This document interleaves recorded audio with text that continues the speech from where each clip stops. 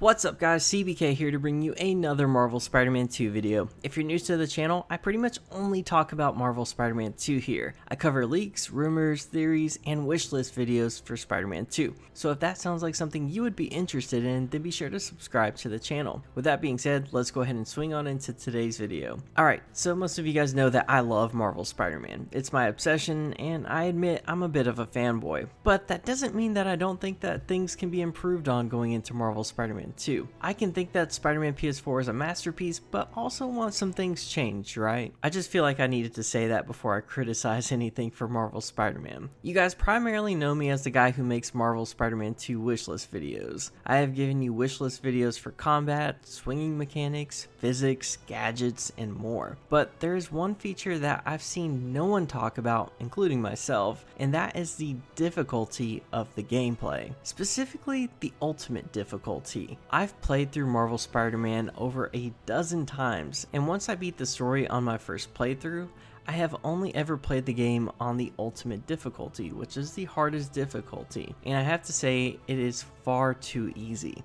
This is coming from someone who isn't really even a huge gamer. And listen, I get that some people want a relaxed experience where they can play as Spider-Man without sweating it out. This video is more for the players that want a more challenging experience. So let's get into some ways that Insomniac can make Marvel Spider-Man 2 a little bit more difficult. First things first, I want to bring up something that's already been rumored for Marvel Spider-Man 2. And that is that there would be a realistic web swinging mode. According to this rumor, the game will feature 3 different swinging modes. The realistic version would be the more difficult version and will feature a more dynamic experience that will be more physics based. Making the swinging and traversal experience a little bit more difficult will give the experienced players more control over Spider-Man. And if this rumor is true, then I think that it's a good start for making the game a little bit more difficult, especially when it comes to swinging and traversal within combat scenarios. I'm really hoping a feature like this does make it into the game. Next up, we have to talk about those boss battles.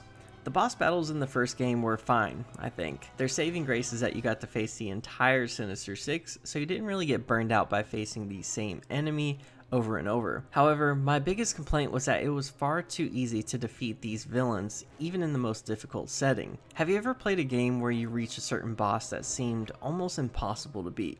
Like maybe you spent over an hour dying over and over trying to defeat them, and along the way you learn some new strategies and techniques to defeat this boss, and eventually you get it. You defeat them. It is so rewarding when you finally beat that boss that has given you trouble for so long. I want that experience when I play bosses in Marvel Spider-Man 2. The problem with the boss battles in the first game is that you can quickly learn the routine of the enemies and how they would attack you. Most of the time you just had to dodge attacks for a while until the enemy got tired, and then you would go in for a few punches, and you would just take a step back and repeat the same process until you got a takedown option.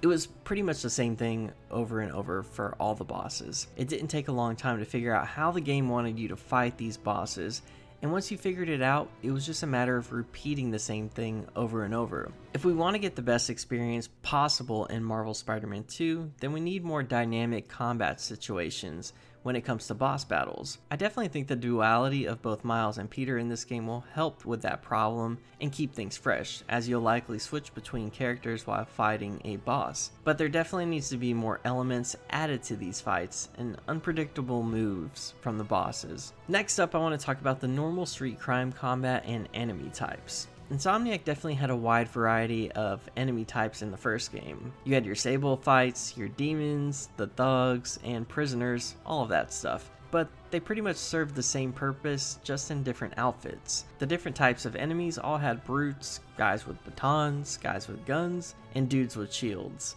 And it didn't really add anything new to the combat. They were just reskins. We need more variety in the enemies and what they can do. And I think Insomniac took a step in the right direction in the City That Never Sleeps DLC, because the difficulty of that DLC was far improved. There were dudes with shields and jetpacks knocking you all over the place, leaving behind trails of red electricity, and then you got brutes with the miniguns. It felt like you never got a break from the action, and you always had to be thinking ahead about your next move while fighting these guys. This was certainly a step in the right direction, and I hope Insomniac builds upon that for Marvel Spider-Man 2. But guys, that's going to do it for my thoughts on the difficulty of Marvel Spider-Man 2. I'd love to know what you think in the comment section down below. Also, let's try to get this video to 200 likes. I know it's a tall task, but seeing the likes just encourages me to keep going with the videos. But that's going to be it for me, and until next time, I'll see you guys later.